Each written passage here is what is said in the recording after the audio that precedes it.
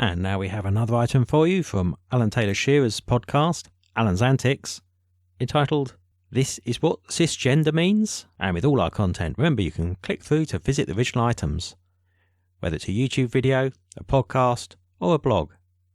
And if you like what you see there, why not subscribe directly? That way, everyone wins. But now, over to Alan. Now, if like me you're of a certain age where there used to be two genders, you were either a boy or a girl.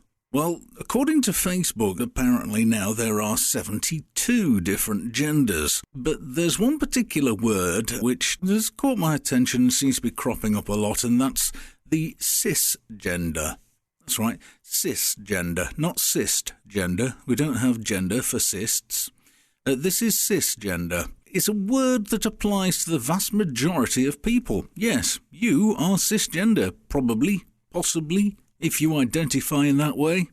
Describing a person who is not transgender. There you go.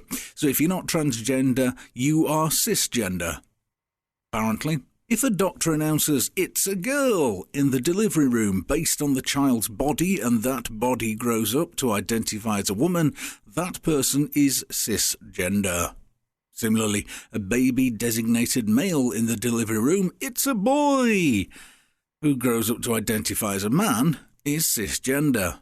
This is the case for about 99% of the population, at least according to the best available statistics.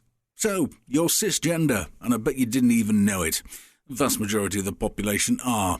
The word exists to serve as an equal to transgender. Author Julia Serrano says the best parallel is to homosexual and heterosexual. Quote, there was a time when there were homosexual people and everyone else was considered to be the normal people, she says. Now people think of themselves as straight or heterosexual. That adjective probably applies to about 95% of the population, though people perceive the heterosexual population as being much smaller. The prefix cis, C-I-S, is Latin, meaning on this side of, whereas trans means on the other side of, while transatlantic means on the opposite side of the Atlantic Ocean. An American could describe New York or Virginia or the Rocky Mountains as cisatlantic. In general, there aren't too many places around the dictionary or chemistry lab where one would likely to see the prefix being used, but cisgender is seeing an uptick in use. In 2013, the Oxford Dictionaries, the branch of Oxford that deals with modern usage, words we're using now and how we use them, added cisgender to their ranks. Stephen Colbert joked in June that he is cis-white because I've always been comfortable with my birth race.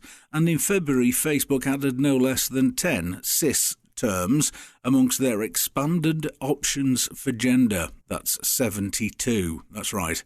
7-2, ranging from plain cis to cis male to cis woman.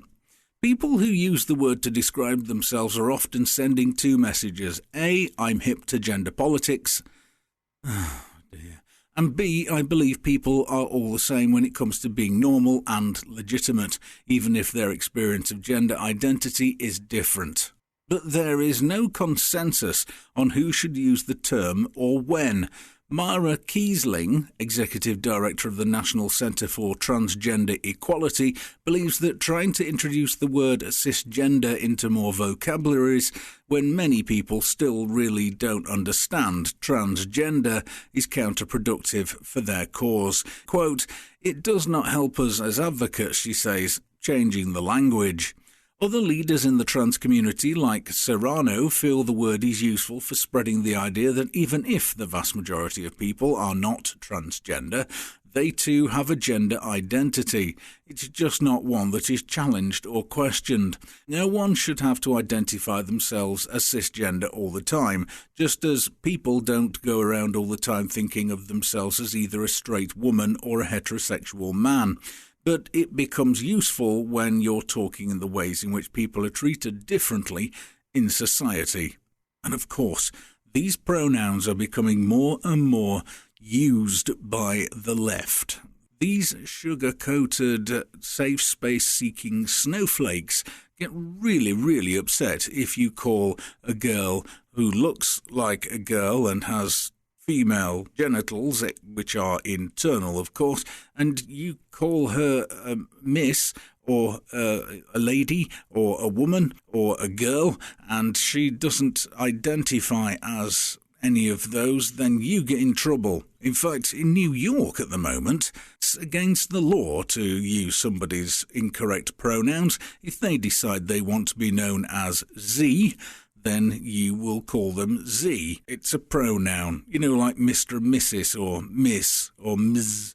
or Master. Yeah, well, you can be Z now, apparently.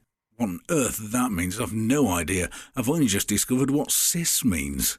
What we're seeing is the liberal left starting to erode the society that we live in. You see, in our society, you're a Mr., a Master, a Miss, a Mrs. or a Ms. Well, they're introducing these new gender pronouns like Z. I'm not kidding. Z, Z-E, is apparently a pronoun, or them. Some people just identify as them. So I would be them Alan, not Mr. Alan. I'd be them Alan Taylor Shearer or Z Alan or something like that. It's ridiculous. And once again, this is the left desperately trying to erode our society and our societal norms so that we have to comply with their rules. We have to change ourselves to fit in with them. And I'm afraid that's not how democracy, nor majority or minority works. The majority does not change to suit the minority. However, the left-wing bias that we've had in this country for so many years has twisted that on its head. So now we are finding that the majority are having to change for the minority. Just look in the papers every day, if you feel so inclined, or listen to some of the other stories that some of the other producers make here, and I'm sure you'll find that there's not quite the truth that you're being told by the prostitutes about wage gaps and male privilege and white privilege and the fact that because I'm a man I get things better than a woman.